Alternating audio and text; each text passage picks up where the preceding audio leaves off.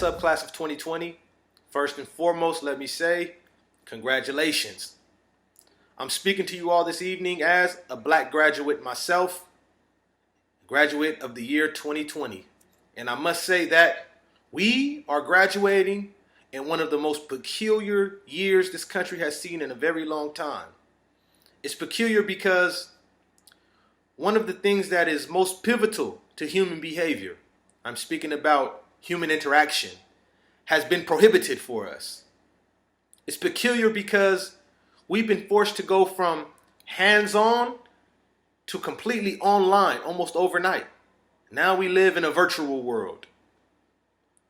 It's peculiar because with all the progress we like to think we've made throughout the years, we're being reminded that in many areas we have remained stagnant. Just 99 years ago, in Tulsa, Oklahoma, there existed a bustling black community known as Black Wall Street. Black Wall Street boasted of 300 black-owned businesses. There was even a black pilot who owned his own airplane in Black Wall Street. And after race riots erupted out there in Tulsa, Black Wall Street was burnt down to the ground. And since that time, we have yet to erect a community quite like Black Wall Street. 99 years later, in the year 2020, our communities are still being burnt down to the ground. We're still in the streets yelling, "No justice, no peace." We're still yelling, "I can't breathe." We're still yelling, "Black Lives Matter." And no human being should have to inform another person that human beings' lives matter.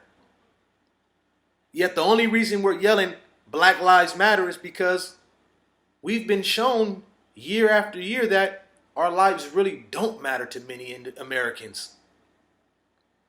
Now, a phrase that we're going to hear this evening a lot has a similar connotation to Black Lives Matter. That is black excellence. Just like we only say Black Lives Matter because we've been shown that our lives don't matter to many Americans, we only say black excellence because we've been taught through the school curriculum that we really aren't that excellent. We've been taught that Europeans discovered this land and have contributed to every noteworthy advancement of our civilization. And that when Europeans found us, we were backwards and uncivilized. Of course, we know this is not true. But we want to create a world where we don't have to say Black Lives Matter. And we don't have to say black excellence. I mean, you don't hear white people running around saying white excellence every time a white person does something noteworthy. Why? Because they were taught since they were little children that they were excellent.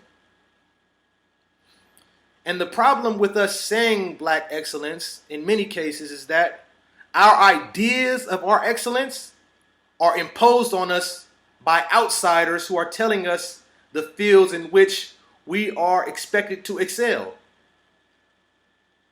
Those are the fields of athleticism, fashion, rhythm, and music. And while we do have amazing athletes and musicians in our community, we're here tonight to tell you that it's also excellent to excel in the realms of academia, erudition, and scholarship. And this is nothing new. If we go back in history to the great kingdom of Timbuktu in West Africa, a land in which one of the wealthiest emperors to ever live on the planet Earth lived. I'm speaking about Mansa Musa. A land in which they possessed gold, diamonds, salt. A wealthy empire full of black Africans, some of whom we may descend from. Do you know what the number one traded commodity in that land was? It was books, manuscripts. And from that time in the 1300s until today, you have European scholars going back there to dig up the manuscripts that our ancestors buried under the ground. Because they know our excellence. They know our academic excellence. And that's what we're here to encourage tonight.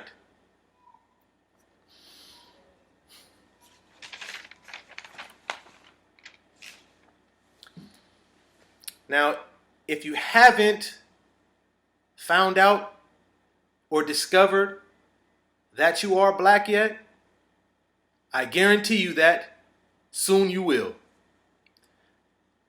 Marcus Garvey said that America is the perfect place for a black revolution to begin because it's the one place in the world where they will not allow you to forget that you're black. As a matter of fact, in my opinion, I think that this may be the rites of passage in our country. Many cultures throughout the world have these rites of passage ceremonies to introduce a person into maturity, adulthood. In some lands, the rites of passage includes going on a hunting trip or getting a tattoo. In America, when you reach maturity,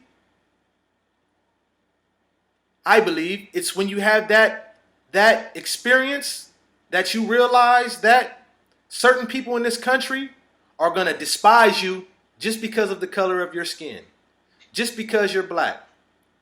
And for many people, they don't realize that they are black until they have one of these experiences.